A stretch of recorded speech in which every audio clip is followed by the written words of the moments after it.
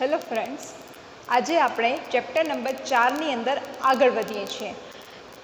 Chapter number 4માં આપણે છેલ્લા વિડીયોની અંદર વાત કરી હતી sp3 સંકરણ વિશે.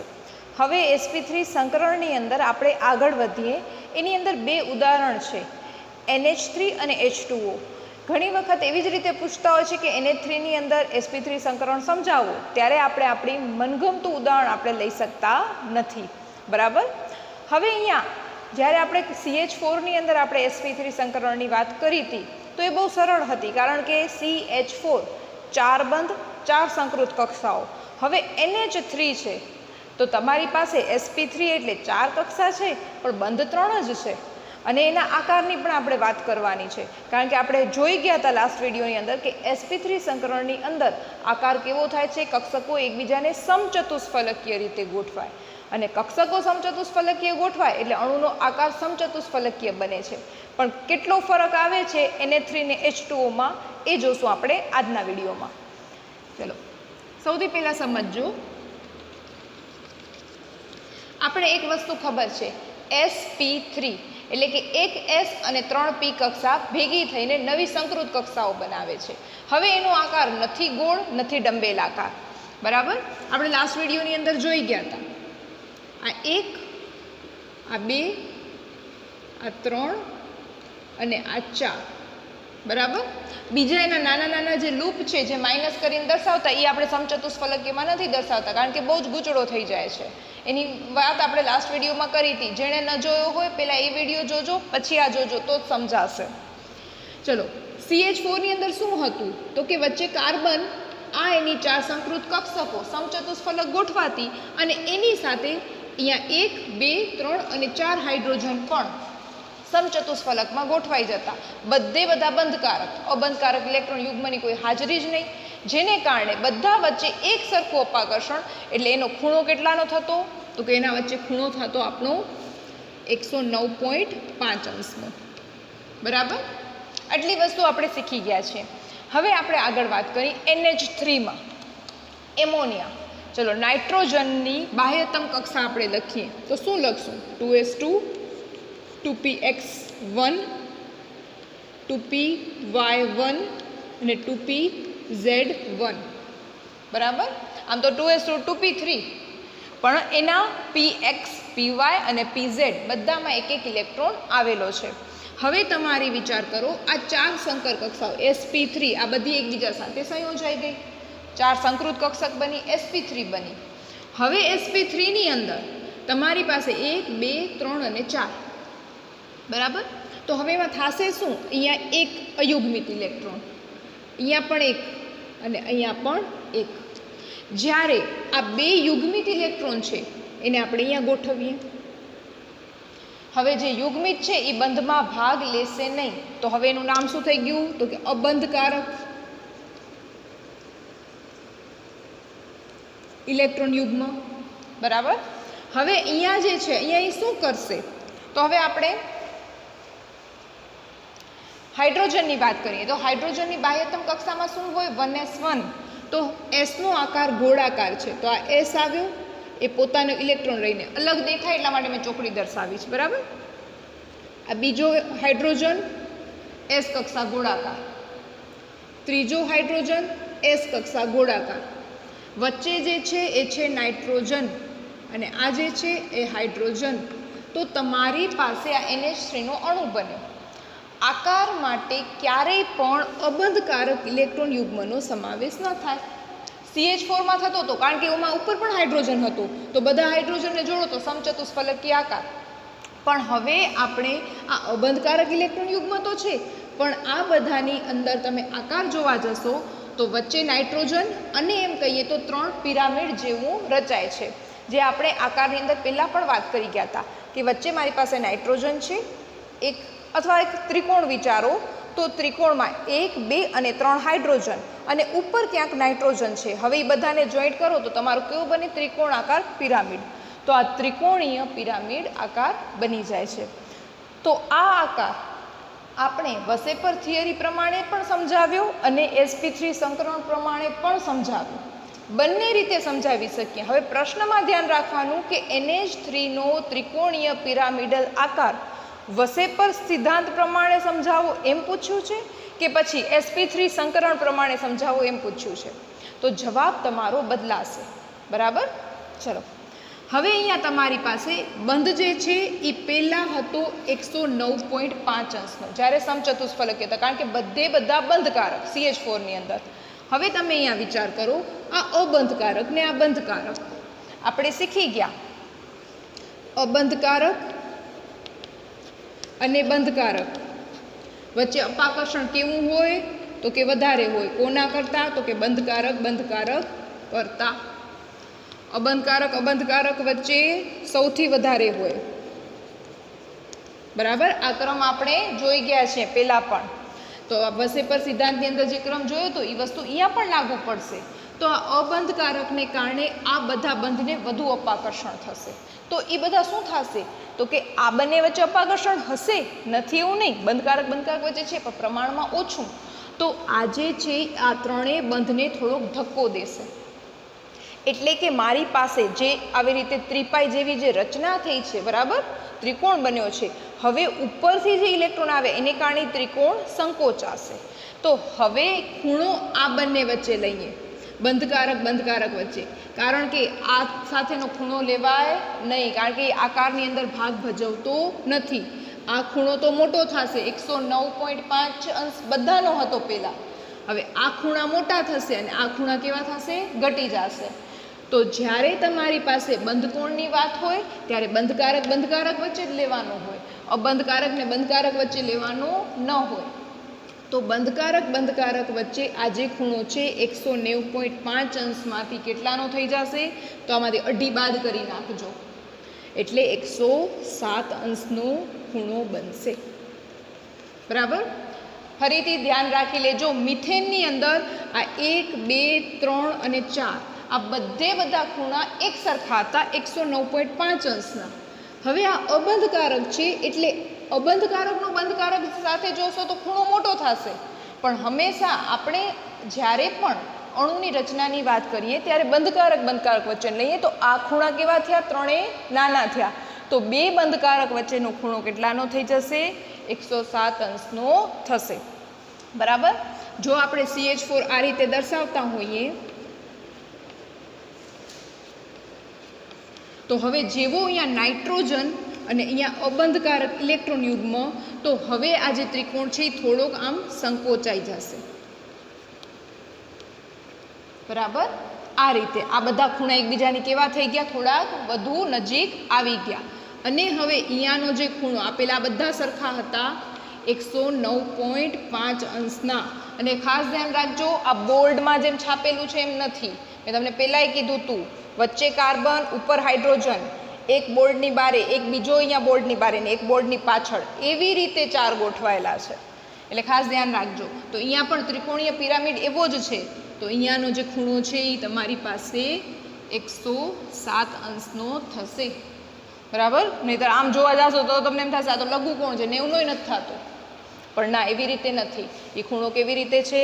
વચ્ચે નાઇટ્રોજન, એક હાઇડ્રોજન આ સાઈડ, એક આ સાઈડ અને એક પાછળની સાઈડ, બરાબર. તો આ રીતે તમારી પાસે આવશે. હવે આ પ્રશ્નનો જવાબ આપણે કઈ રીતે લખશું?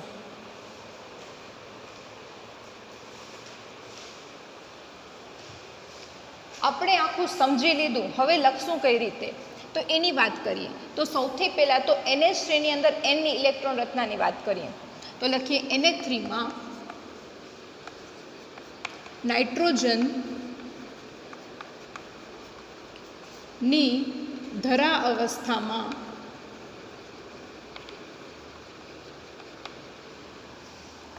બાહ્યતમ કોષ ક્યુ કે કક્ષા ક્યુ માં ઇલેક્ટ્રોન રચના 2s2 2px1 2py1 2pz1 છે. જો ધ્યાન રાખજો, આ x y અને z નીચે સફિક્સમાં લખાય, બરાબર. એ થોડાક નીચે લખાય, બરાબર. આ પહેલો મુદ્દો.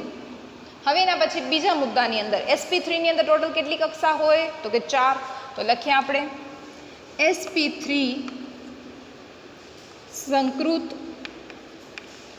કક્ષાઓ હવે કોનાથી ભરાયેલી છે? 4 કક્ષામાંથી. તો કે 1, 2 અને 3 એ 3 અયુગ્મિત ઇલેક્ટ્રોનથી ભરાયેલી છે અને 1 અબંધકારક ઇલેક્ટ્રોન યુગ્મથી ભરાયેલી છે. તો sp3 સંકૃત કક્ષાઓમાંની 3 કક્ષા અયુગ્મિત ઇલેક્ટ્રોનથી, આખું લખજો તમે, ઇલેક્ટ્રોનથી, અને 1 કક્ષા યુગ્મિત ઇલેક્ટ્રોનથી ભરાયેલી છે.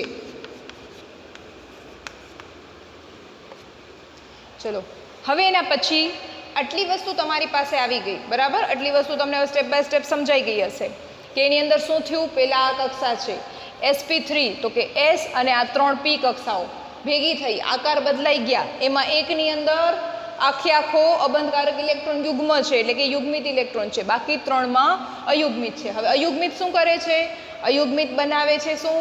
સિગ્મા બંધ. તો આપણે લખીએ 3 અયુગ્મિત ઇલેક્ટ્રોન ધરાવતી કક્ષા,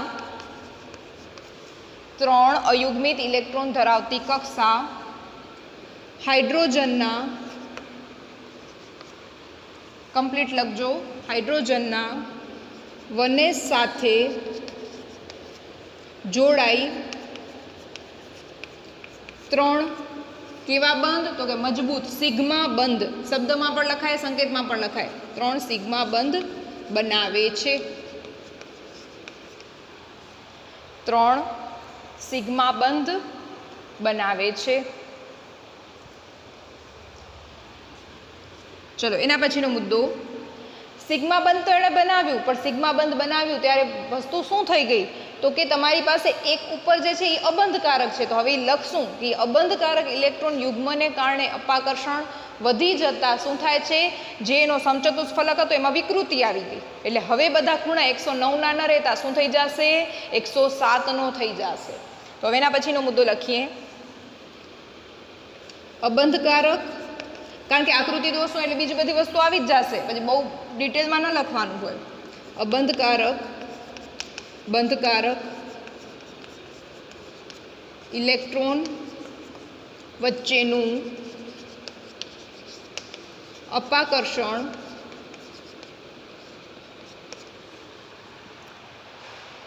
બંધકારક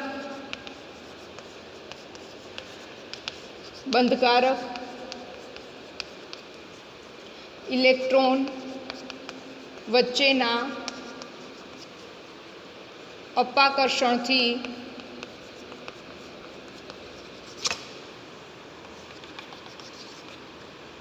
વધુ હોય છે, જેથી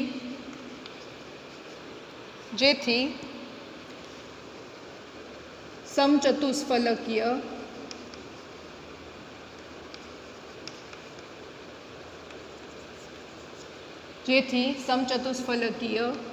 રચનામાં વિકૃતિ આવે છે.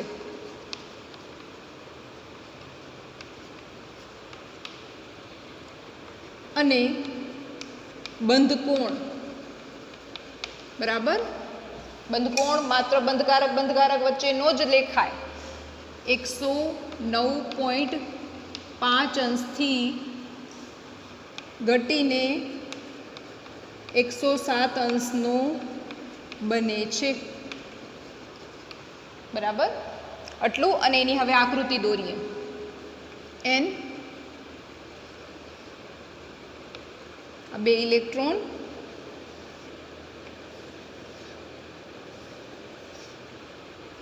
હવે અહીંયા ઇલેક્ટ્રોન દર્શાવવાની જરૂર નથી, માત્ર આપણે દર્શાવીએ છીએ કે આ sp3 4 સંકૃત કક્ષાઓ છે, બરાબર. આપણે કંઈ ફૂટીને માપ લઈને કે કોણ માપક લઈને નથી બેઠા કે આપણે વ્યવસ્થિત માપથી જ દર્શાવવાના છે. આમ દેખાય ભલે સમચતુષ્ફલક પણ આને આકારમાં ગણાય નહીં, એટલે આ થઈ ગયો ત્રિકોણીય પિરામિડ. અને એની નીચે લખીએ છીએ ત્રિકોણીય પિરામિડ.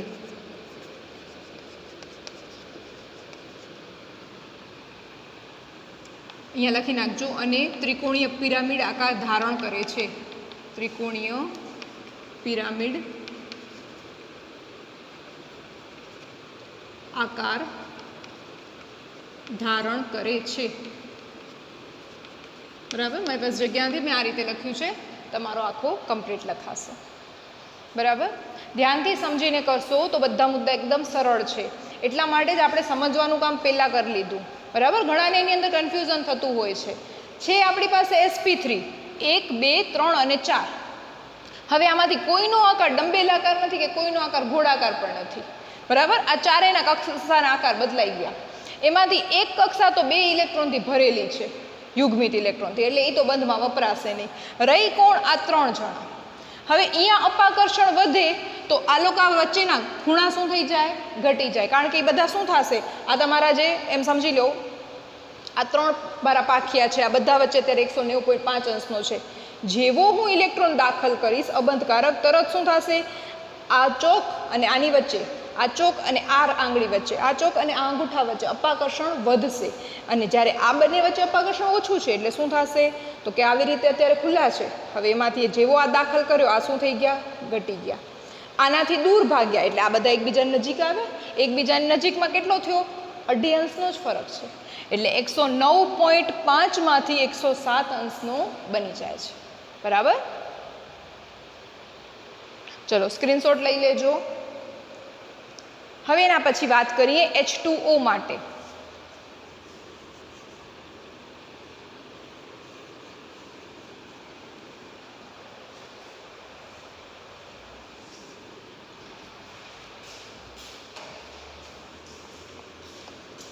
H2O પાણી. સેમ એ જ વસ્તુ છે, ફરક ક્યાં પડશે? હવે પહેલાં સમજી લેજો ફરક ક્યાં પડશે. તો હવે અહીંયા તમારી પાસે Nની જગ્યાએ આવી જશે O. બરાબર. Nની જગ્યાએ O. ઓક્સિજન સાથે કેટલા હાઇડ્રોજન હોય છે? માત્ર 2 જ.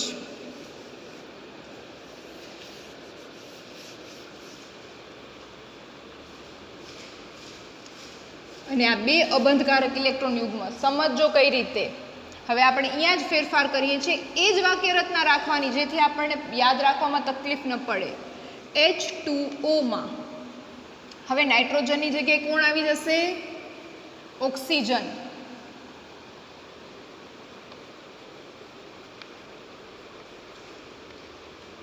ઓક્સિજનની ધરા અવસ્થામાં ઇલેક્ટ્રોન રચના શું હોય છે?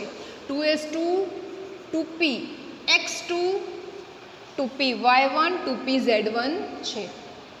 હવે sp3 સંકૃત કક્ષકો ટોટલ 4 1 2 3 4. એમાંથી 2 કોનાથી ભરેલી છે? યુગ્મિતથી. અને 2 કોનાથી ભરેલી છે? અયુગ્મિતથી. તો અહીંયા 3ની જગ્યાએ મારે શું લખવું પડશે? 2 કક્ષા અયુગ્મિત ઇલેક્ટ્રોનથી અને 2 કક્ષા યુગ્મિત ઇલેક્ટ્રોનથી ભરાયેલ છે. આટલું સમજાઈ ગયું. એના પછી 2 અયુગ્મિત ઇલેક્ટ્રોન ધરાવતી કક્ષા હાઇડ્રોજનના 1s સાથે જોડાય અને 2 કક્ષા સાથે જોડાય તો 2 સિગ્મા બંધ બનાવે છે. એટલે આ દર્શાવ્યા. એક સિગ્મા બંધ, આ બીજો સિગ્મા બંધ. બરાબર. ચલો હવે અબંધકારક બંધકારક ઇલેક્ટ્રોન વચ્ચેનું અપાકર્ષણ. અને અહીંયા જુઓ, પહેલાં સમજી લો પછી આપણે એમાં સુધારો કરીએ.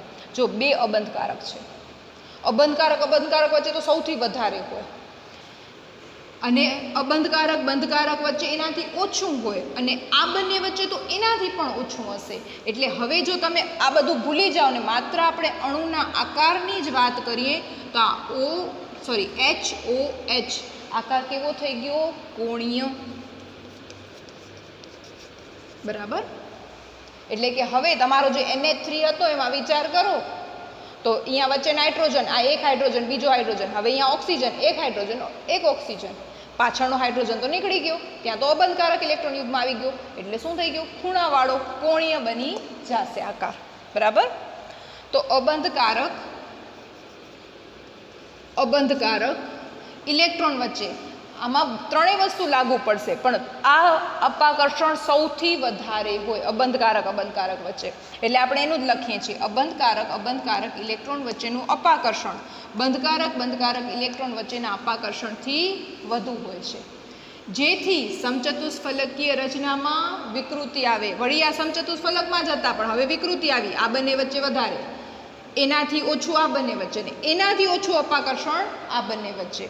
આ બંને વચ્ચેની જગ્યા વધારે જ સમજજો. આ જે છે એ બોર્ડની પાછળના ભાગે છે, સમજી ગયા? નહીં તો અહીંયાનો સમજશો તો ખૂણો તમને મોટો લાગશે. અને બંધ કોણ, હવે સમચતુષ્ફલકનો 109.5 એમાંથી ઘટીને પેલા અઢી બાદ કર્યા હતા ને, એ અઢીમાંથી બીજા અઢી બાદ કરો, અથવા તો 109.5 અંશમાંથી 5 જ બાદ કરી નાખો તો 104 અંશનો બને છે. અને કયો આકાર ધારણ કરે છે? અને કોણીય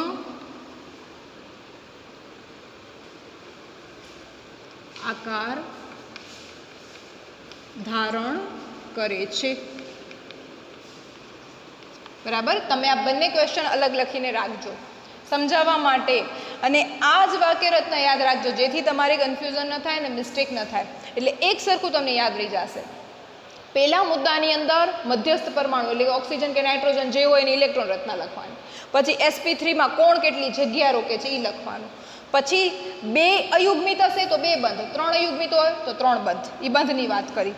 આ મુદ્દો તમારી પાસે અબંધકારક વચ્ચે અપાકર્ષણ વધારે, જ્યારે આની વચ્ચે ઓછું. આવા અપાકર્ષણને કારણે સમચતુષ્ફલકમાં વિકૃતિને કારણે ખૂણો 109.5માંથી ઘટીને કેટલાનો થયો? 104. ખ્યાલ આવી ગયો?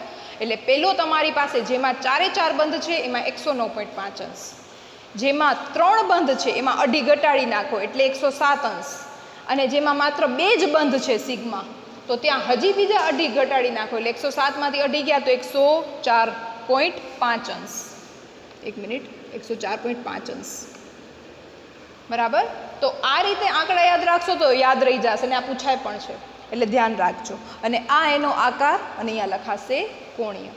બરાબર? સ્ક્રીનશોટ લેવો હોય તો લઈ લેજો. ચલો, હવે અહીંયા આપણી પાસે sp, sp2, sp3 સંકરણ વિશે કમ્પ્લીટ થાય છે, પણ હજી એક વસ્તુ બાકી છે. sp, sp2 ને sp3 સંકરણ ફરીથી એકવાર લેશું, પણ હવે કાર્બનિક અણુઓ સાથે, એમાં પણ હાઇડ્રોકાર્બન. હવે હાઇડ્રોકાર્બન સાથે કઈ રીતે લેશું એની વાત આપણે કરશું નેક્સ્ટ વિડીયોમાં. Thank you.